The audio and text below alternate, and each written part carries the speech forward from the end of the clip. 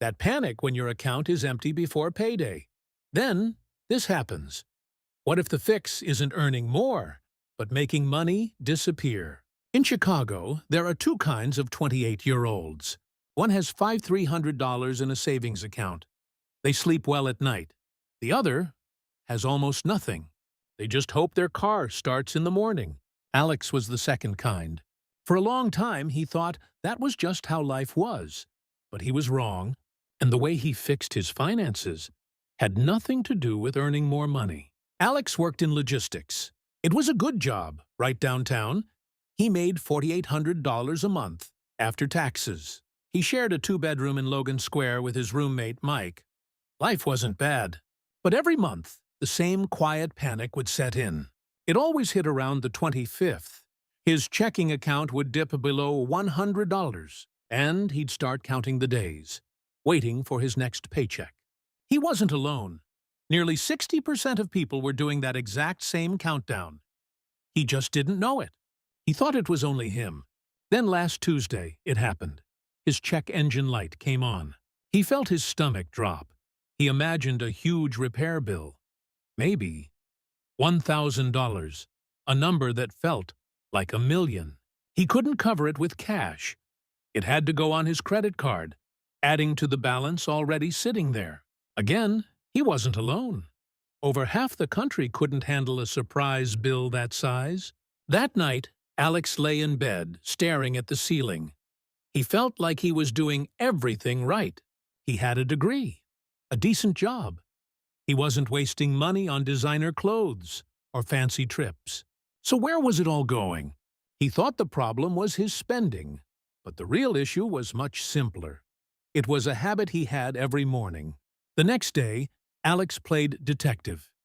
He pulled up his bank statement, searching for the one big purchase sinking his budget. He didn't find one. He found 100 tiny leaks.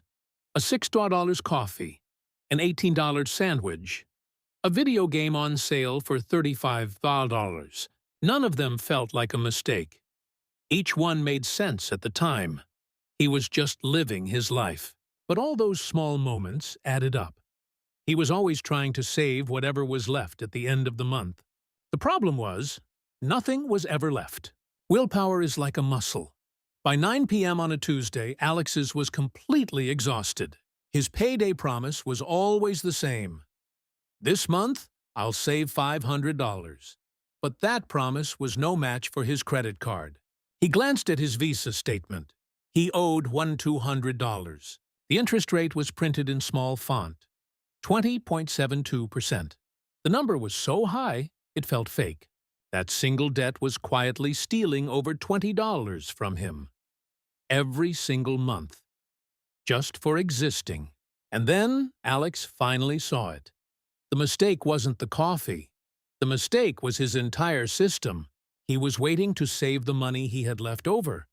But the system was designed to leave him with nothing. This wasn't about being stronger. It was about building a better system. And it started with a simple, almost obvious change. Alex realized he was fighting a battle he could never win. So he decided to stop fighting. He decided to cheat. He built a simple three-step system. A system to save money for him automatically. Step 1. The target. First, he needed a real number. Not just a vague goal to save more. He'd heard you should save at least 10% of your take-home pay. For him, that was $480 a month. He rounded up to $500, a nice, clean number. He wrote $500 a month on a sticky note for his monitor. It was no longer a dream, it was a target. Step 2. The Payday Heist. Alex knew he couldn't trust his future self to move that $500, so he logged into his bank's website. He opened a new, separate savings account. He named it Emergency Fund. Then he went to his payroll settings. He set up an automatic transfer. He started a little smaller, at $400. The money would be gone before he even saw it. It would move from checking to savings while he slept. He wasn't saving what was left after spending. For the first time, he was spending what was left after saving. The final step is what made the system stick. Step 3. The disappearing act. In his banking app, the new savings account showed up right next to his checking. So, he made it disappear. He went into the app's settings. He hid the emergency fund from his main screen. He turned off all notifications for it. The money was still there, safe and sound. But he wouldn't see it every day. Out of sight. Out of mind. This simple trick works. An automatic transfer helps you save nearly 3 times more money than just trying to remember. The first month felt strange. His checking account seemed smaller. He had to say no a few times. He made coffee at home. He brought his lunch to work. But he survived. And all the while, something incredible was happening. In an account he couldn't even see. 3 months later, Alex was driving to work. His car made a sputtering noise. The check engine light flickered on again. The old Alex would have felt a surge of pure panic. The new Alex just felt annoyed. He took the car to the shop. The mechanic called an hour later. The fuel pump was shot. This time, Alex just took a deep breath. "Okay," he said. "Go ahead." He logged into his banking app and unhid his savings account. It was 1,200. He transferred the money.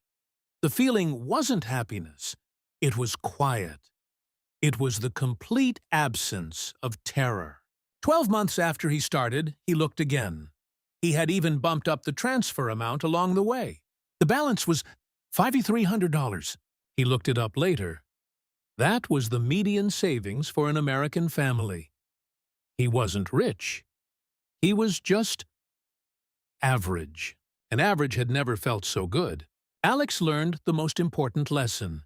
You don't save what's left after spending. You spend what's left after saving.